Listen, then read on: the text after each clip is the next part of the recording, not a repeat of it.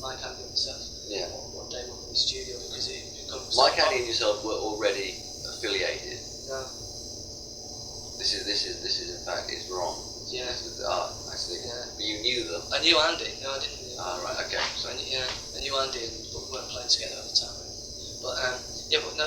Getting back to the fact that for a person who doesn't play an instrument, his perceptions of musical form, whether it be to when we're working on a song, just play that riff and get the cycle, like as in and the Rocks and Cradle, or How Soon Is Now, or whether it's right, we need a break there when I'm playing, saying, here we go, Morrissey, and Morrissey's understanding of drums. It was something that from the start, I mean, we can talk about this because Morrissey realises that from the start, it was so important to, even more so, say, to Morrissey, and I was sort of looking after the music really, sort of thing, but even more so important to Morrissey that we had a drummer of the right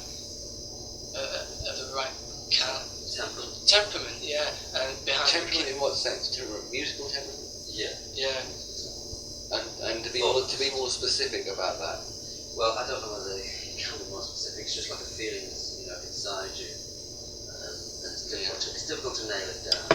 Yeah, because whenever the times that Morrissey has made me feel negligent, say in the studio rehearsal room or whatever, it's really when he comes up to me and to Mike specifically and suggests a change in the drums, or more accurately, really, when Mike does something that I just not noticed. Morrissey saying that on a take, and Morrissey says that was great. Yeah. That was great. That's more accurate. Okay. Let's take one specific example. The on Hatful of Hollow, the version of Reel Around the Fountain, which I personally, I must say, I don't like. It doesn't work because of the bass. Who changed it to make it successful to me, and also the piano? Was that Porter? John brought in the piano, but we disagree with you on that point. In certain ways, because the piano, right. Yeah, this is why I'm interested in your. Well, the piano, we felt in retrospect when it was too late didn't work. So that's the main thoughts we have about that track. Why did the undertow that? I mean, is there? See, like, I haven't. My reading of Reel Around the Fountain is not complete. Like one of those songs that I've not got a fix on lyrically. It's a really simple explanation. Really, it's just that we did it on a session, and when we came to do the album, the LP as is, we've done so many gigs that Andy just sort of formulated a new bass pattern. Yeah. And because we always seem to, I don't think about this too much, we always seem to know exactly what guitar parts and all the arrangements really before we actually go in the studio. And sure, John made a lot of contributions and even a couple of arrangement contributions, but I mean, we always have, I think it's because when we first started we really had this, getting back to our love of certain Motown records and girl group records and all that kind of thing. The idea that he was in do the session, make this amazing little symphony, and then take it away and not go in the studio for 7 days and do 5 grams of coke in the first day and all this kind of stuff that certainly other groups get into. It was really the idea of which is what we did with the first few singles. Certainly going in there and again, it really sounds silly, but almost like a celebration. You seem to have, I mean, in the general workings of the Smiths seem to have this concept of focus, and the focus being in that you have mapped out the territory that you wish to work within, and if anything starts shaking beyond those precincts, then that's all well and good, and it's possible in the future to check out. But you seem very certain, and you seem very certain. I mean, most specifically, it's Britain. It's England, Britain. I don't know how you feel about Europe. I mean, obviously it's there. Yes. But is your sense of being an English band? In what sense is it patriotic? Well, I mean, or does that word not even apply? I think of the Queen when I think of patriotic. Yeah, right. So in that respect, we're not patriotic, but in another respect, we're more patriotic than perhaps present government or even royalty. I mean, patriotism is down to the individual and how you see it. You could say, to be patriotic, you have to have nuclear weapons. But other people say, I'm so patriotic that we simply can't have nuclear weapons. So, it's a very open, it's an open word. Yeah. No, but I mean, the group are called the Smiths, which in essence is the most English name that could ever be really conceived. And that is an absolute, that's absolutely deliberate. And America doesn't mean anything to us. And that is quite rare, I think, for a group not to care about America. Has it ever happened before? Has it ever happened before? I can't remember. No, I can't remember a group who's had success in America, who has sold records in America without actually going there. Yeah. And who has had great success offered to them, and who has refused it. I'm not saying this is our standpoint as a group, but I can't ever remember it happening before. But the Smiths are absolutely English. I'll just explain, we did go over to, we have played. Yeah, and it's not like this kind of silly, almost woolly back attitude, or we're not going over there kind of thing. I've checked it out. And our Englishness really, there are so many things that I really utterly resent about English society. Really, I mean, I live through it a lot every day without trying. I don't want to try and sound too kind of cowboy rebel again, but it's like when I see all these patronising old has-beens, has-not-beens, who are on TV shows, and just I still feel that people kind of are looking up, maybe even more so now, to the older generation to respect. Maybe so. But having said that, there are the English things that we really hold dear to us. Well, they seem to nurture the Smiths. It seems that the Smiths were taken away into an alien environment. The idea of recording, this is not uncommon these days with studio bookings. I mean, but recording in Holland. So, I mean, do you think that would actually? I mean, or is that getting too? Well, I mean, do you need to be in England? I mean, is there a sense that it nurtures the Smiths? It was absolutely directly. It was important that we recorded the LP in the north, which is what we did with the new LP. So that explains how important it is really to be in the right place and just so the right, obviously, because we're in the right place with the right atmosphere. Yeah. I mean, there are things that I know Morrissey and I hold very dear to us about. It's more so about our sort of childhood, really. Yeah. We use to our advantage. We use them to make us feel good, whether it be driving through Salford, which is also a tonic, is in that. But it's not the kind of thing we want to get bogged down with. Mancunian roots is something that we really use as inspiration. Because whatever you say to journalists about your inspiration, it seems that they always say, aha, movement, the Salford movement, the Northern movement. And suddenly you find yourself jumping out of this box. It's very difficult. It's too personal for that, because it's the same feeling that a kid, someone who grew up a kid in Surrey gets when they go back to Surrey. And some kid in New Jersey could get when he goes back to a certain part of New Jersey. There's something about the North now. I mean, maybe it's only because I've become more recently aware of it and sort of making up for almost a kind of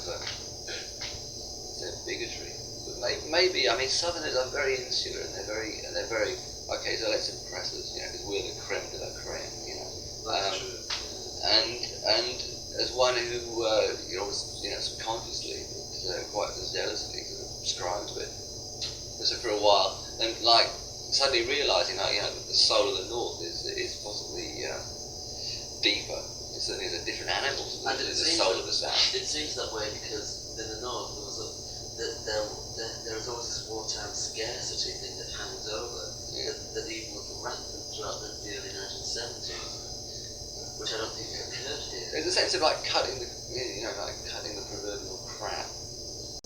I don't know. It was very weird. like when punk first happened, when I first met John live, he really frightened me because he became to represent that kind of attitude of this kid, and I'd come from a generation that was was polite.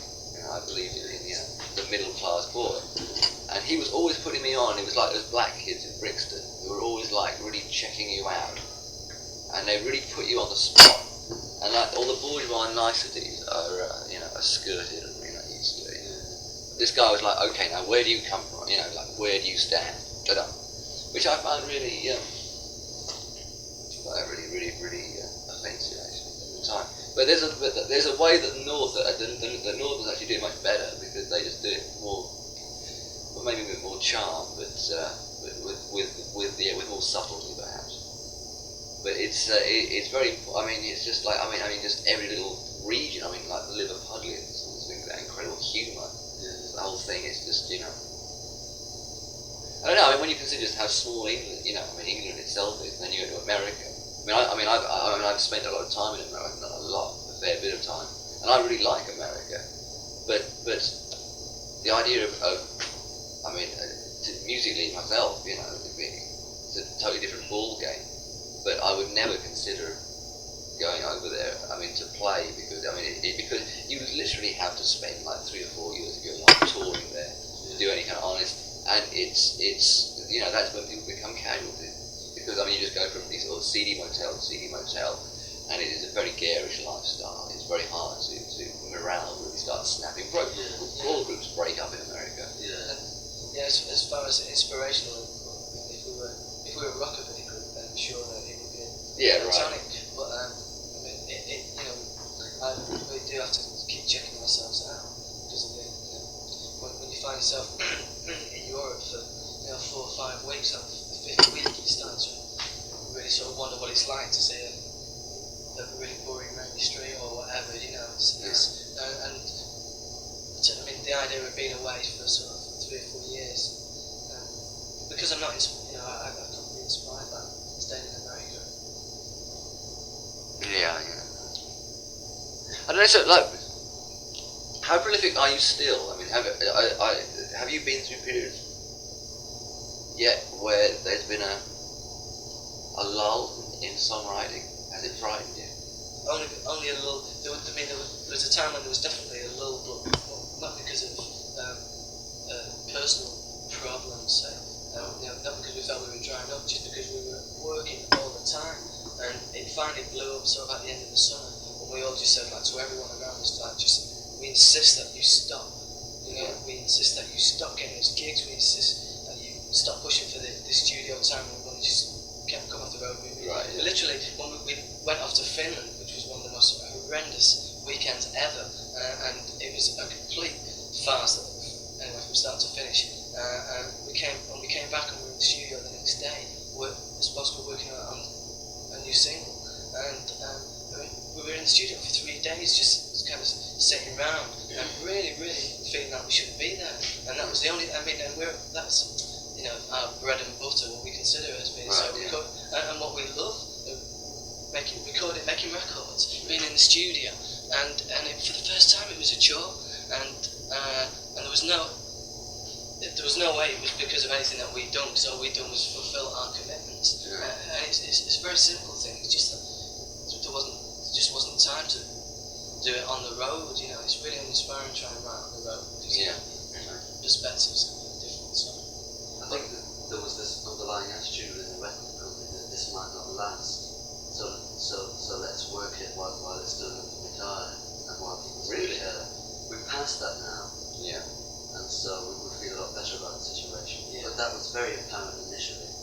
From the record company, from Rough Trade. Yeah. You are actually accusing them of.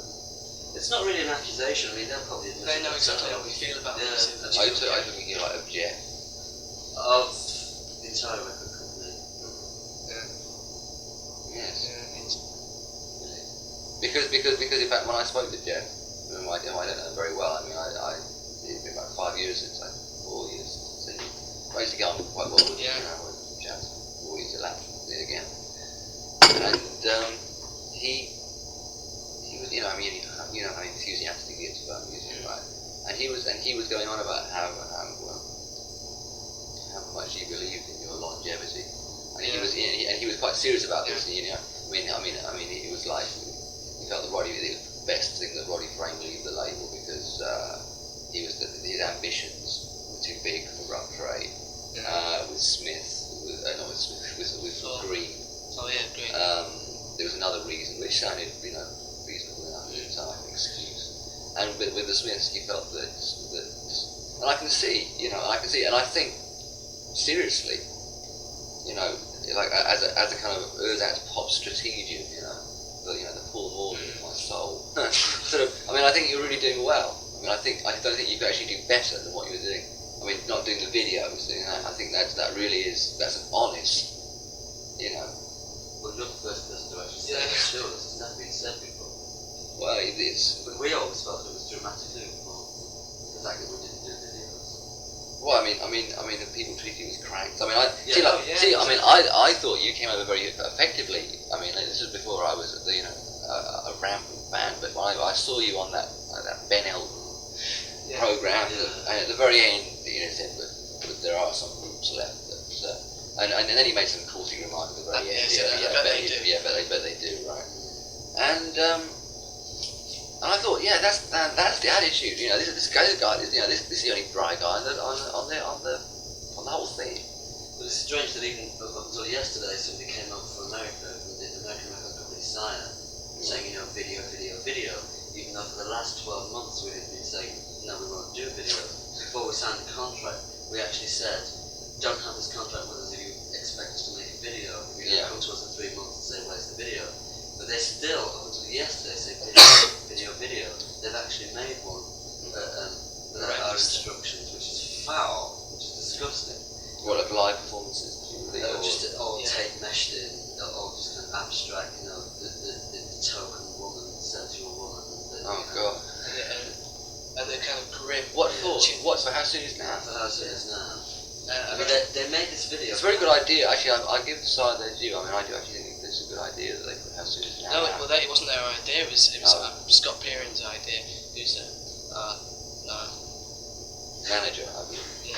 Well, more importantly, they made this video for How Soon Is Now, and when the representative came over yesterday, he couldn't actually remember the title of the record that he actually made the video for, which I thought really was very characteristic of their entire attitude. And also the way that they always try and, because of the video issue, make us feel like we're being really, what's the right word? I'm trying not to say it out of order, but that's the only way to explain it really, it's like a crime, and that can't you see how you're selling yourself short and all this kind of thing? Really, it's if I could think of the right word. Does everyone in Rough Trade feel that? Oh no, on that, everybody, I think people in Rough Trade would prefer that we didn't say, that we hadn't made that remark, more accurately that Morrissey never said, we will never make a video. Yeah. They prefer that he just maybe got into it, and because we've been seen to make that commitment, it's like, oh, is it working, this commitment that we've made? It's strange when people talk about record companies, and specifically Rough Trade, everybody immediately thinks of Jeff Travis. Yeah, I suppose. You can be forgiven for doing so because obviously he's the main person there. But there are others. This is me exhibiting ignorance. I don't think. I guess. Well, I think that. Well, what attracted you to Rough Trade? Wasn't it? Oh yeah, there were things that attracted us to Rough Trade that have held true all the way, near or less, or more or less, nearly all the way through our relationship with them. But really, we made such an important decision that other groups haven't been seen to, but haven't been in the position to make since, and not really made before, of having literally, huge offers from various companies and turning them down because of the integrity side of things. And everybody acknowledged it, but only for the week that it happened, they acknowledged it. You had no manager at this time, did you? No. Oh well, there was. Yeah, we did have a manager. Yeah. Someone who would mediate between these A and Oh well, guys. no, we did that. We did that ourselves. Sorry.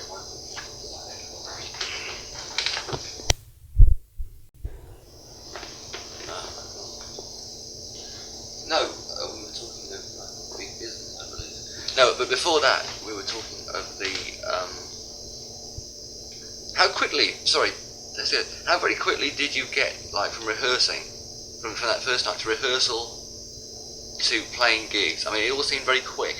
It was very quick. It happened. I mean, it happened over a period of 2 or 3 months. Very quickly. We made selected appearances. By the end of the year, we toured. We were just playing persistently in London, nowhere else. Where immediately we had an audience. I mean, on something like our second appearance here, we had a mass of devotees. Yeah. So it happened instantaneously for us. Yeah, at the time, you know, we really did concentrate on playing a lot of gigs in London, just simply because we were offered, we liked playing at the time. I was aware of our appeal in some sense. I mean, I know, I'm just thinking now that it's dangerous to be thinking too much about your appeal too much. How did you judge? Was it through the music press? And the audience, the audience reaction. Well, the audience was there before the music press were there, so we very much had things under control because of that. So we weren't influenced by the music press, and we didn't gain our immediate audience through the music press. So that was really important to us, and that seemed to be the basis of what we became. Like your first gig was I mean. Have all gigs been sort of positive experiences? Were there no? I mean, the first few gigs, if there were a couple of really negative. No, we never had any negative. No, the only when we started to get into negative experiences, it was like the British tour or something like that. That when you're playing those types of venues and you're doing that kind of travelling, constant travelling, and whatever else makes problems really. But we didn't have. I mean. For instance, maybe our 7th gig was a Brixton Ace, and there was practically every A&R man in this country and every other there. And I mean, it was quite a pressure on situation because we'd had reviews of one kind or another, 3 a week sometimes, and they were all favourable and so on. So I mean, I definitely remember that gig as being a pressure on situation. I only had the one guitar at the time, and so I snapped a string and I had one of the machine heads, the G machine head anyway. One of the screws just came out, so it was completely knackered. So anyway, it was a disaster. I had to go off for about 10 minutes and try and fix it and everything. And I mean, it was a disaster for that 10 minutes. But we came off stage and it wasn't. It was still that we'd gone and we'd shown them really, and conquered exactly. Even for all that kind of technical hassle, it was still like another night that we'd come to London and made our mark. And which proved that it's much more than just simply being technically proficient in every way. It's something quite beyond that. But for me, the first negative experiences were actually having to travel abroad. Because people always feel that if you simply want to sing and make records, quite naturally you want to travel everywhere. And if you don't want to do these kind of things, if you don't want to go to Yugoslavia, if you don't want to go to Spain, that you shouldn't really be in this business. Yeah, exactly. But we just want to make the records and enjoy everything. We don't want to become hit ponies like slaves to the whole industry. Had Rough Trade been? I mean, obviously you thought about record deals because then these things were flooding in. At Rough was I mean, had you? I mean, how early on had you worked out these? Well, obviously this was your manifesto. Well, obviously, as far as record companies are concerned, we had never had one before. We had never made records before. We had never met these people. So when they began to come to us, which happened absolutely immediately, for some reason, and the more we saw of people from major record companies, we knew that it was definitely a very bad situation. When we met Rough Trade, there was no nonsense. There was no pantomime. There was no paraphernalia. They didn't try and impress. They were just straightforward, and that to us seemed more precious than anything else because we couldn't deal with people who wanted to intrude on any aspect of what we did.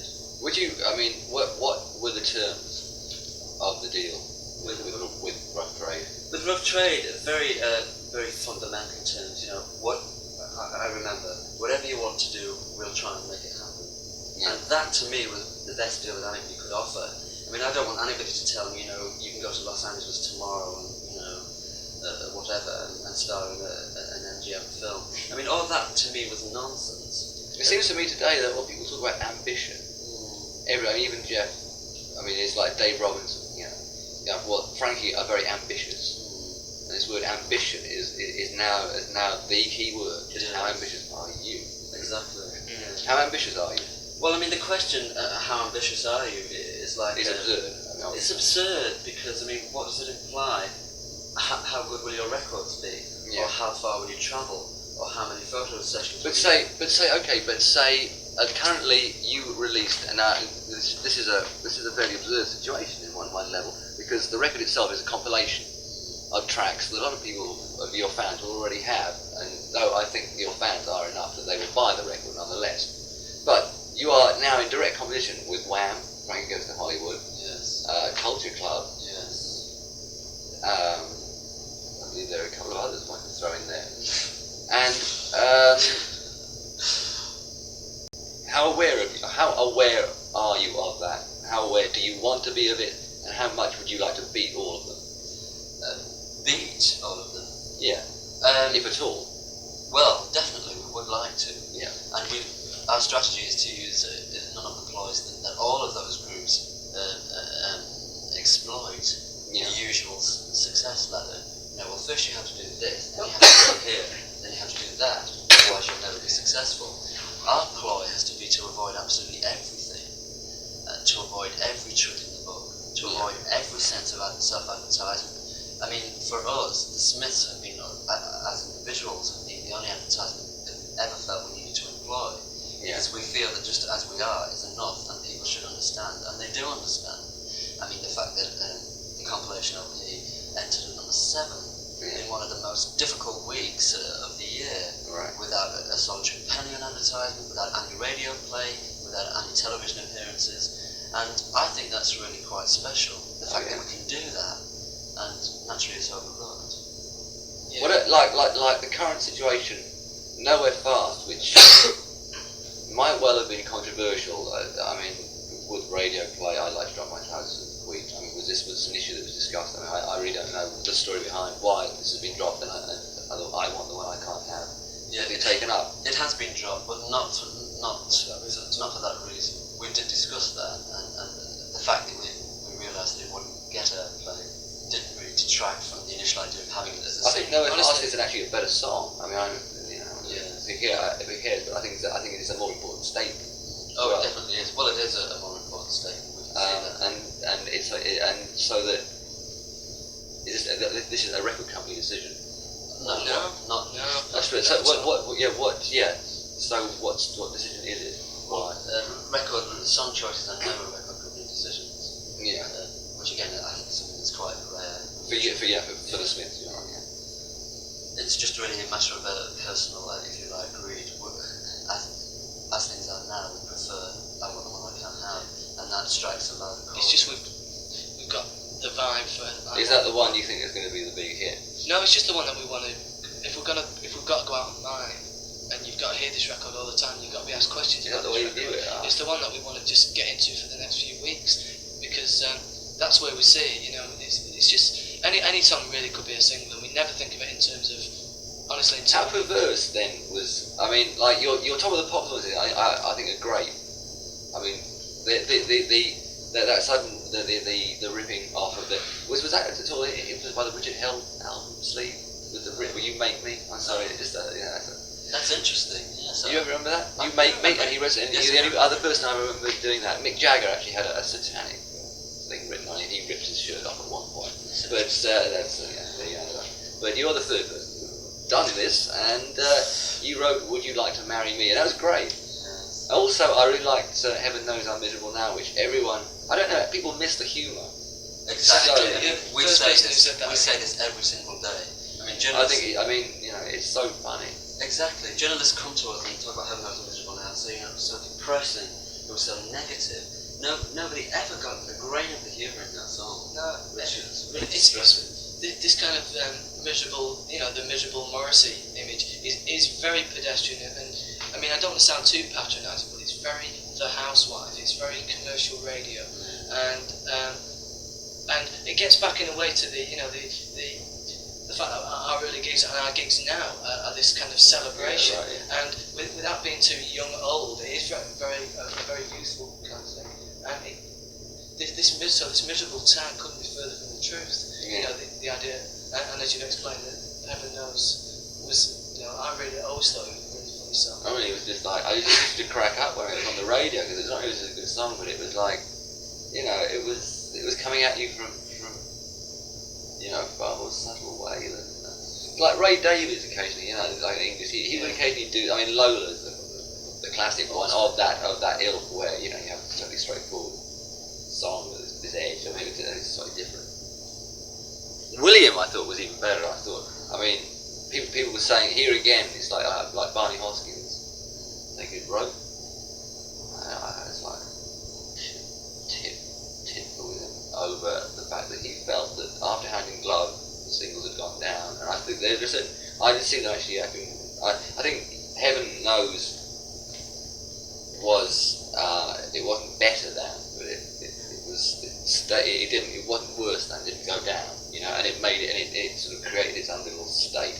I think William, it was really up. I thought William was actually the best single you made. Wow. Yeah, that was definitely, that really is, I think the way it opens the set as well, is really powerful. Yeah. Also, with on this dubbing, the way you do "Please Let Me Do What I Want," that's a really good idea to do it with just like with a albeit minimal, I think almost electric background. Yeah. Well,